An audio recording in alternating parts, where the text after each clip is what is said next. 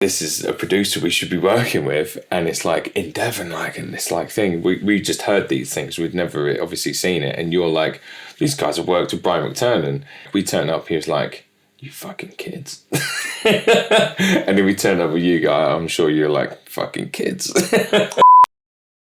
Yeah, they're really good live. You've got to come and hear them live. They're really good. And I was like, all right then, sure. And I saw you guys at Southampton Joiners. Yeah.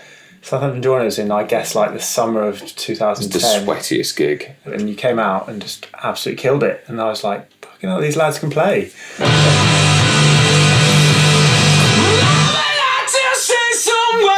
I remember that's the first thing I heard out of your mouth. Oh my God, this is going to be great. It was pretty much the first record that I made in the studio. Yeah. And I was still, the paint was basically drying on the walls. Back then it was just like a barn in Devon that I'd kind of quickly thrown some gear in, and Tommy showed up and we set his kit up and just there. Yeah. Put some mics up and he started playing and I was like, fuck, this sounds good.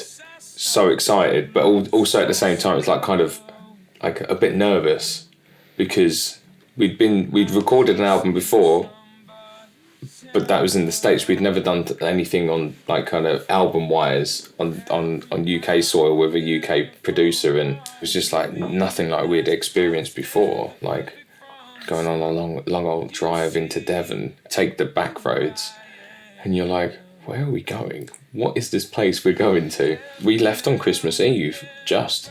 I think there were some talks of us staying for Christmas dinner. Yeah, because it was literally snowed in. We couldn't get out for 10 days. Neighbour Jake had to give us a lift in the Land Rover to get food. That's right. About a month before we came here, we had that crash. And yeah, Danny broke his leg. So he turned up on crutches.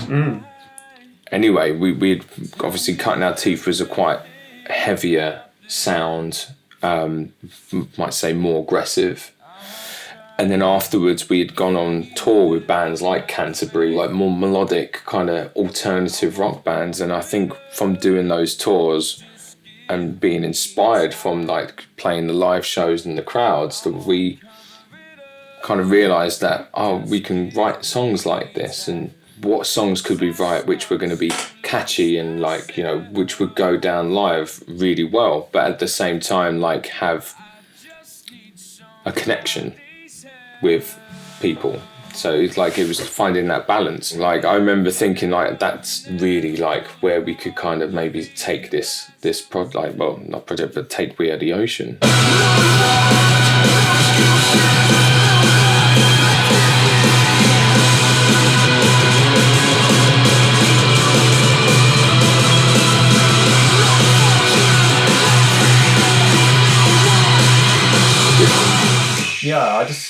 So I got him to like double track and triple track the drums with like very speed, like breakbeat drums, and then there's all this beautiful like falling away and atmospheric section,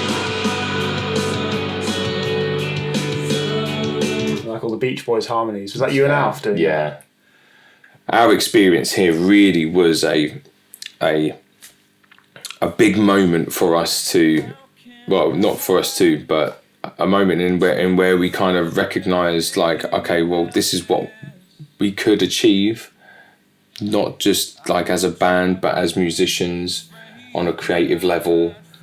I think Before I Died, like the last track on the record, like the sentiment before it, like it was only more recently, like in the last few years, when like I listen back and I hear that lyric and I'd be like, you didn't even know, man. Like, Before I Die, I make sure I was like, you didn't even know about life, really, mate. It's obvious choice, but I reckon Waiting Room probably for me. It's kind of, I think it really, that track sums up, like, the band that you guys were at that point. I had an amazing moment several years afterwards, maybe like about 4 or 5 years afterwards, when a band of Black Foxes made a record here, and they were being produced by Adrian Bushby, who's a wonderful man and a fantastic producer and engineer. And I discovered that he engineered the second Placebo album, Without You I'm Nothing, which is like one of my favourite records when I was growing up. He'd come to the studio because he had Waiting Room. He said he had like Kerrang TV on in the background or something, or heard it on the radio on Rock Show, and he like heard it and like thought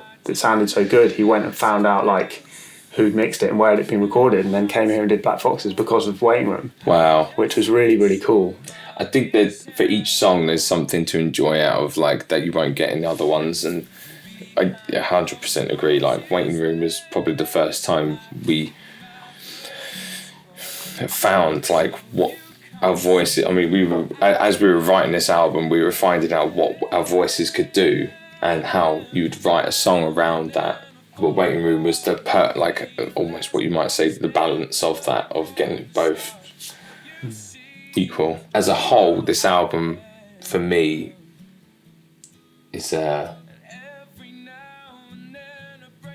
very, very, like, I hold it very close for every song on there. I think coming here and experiencing, like, what we did, like, you know, that really did shape us for what was to come.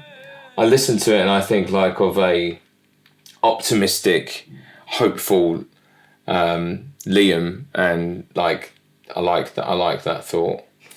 Liam's got pipes, Dan's got attitude, and it was fucking solid. And I was like, fucking sign me up.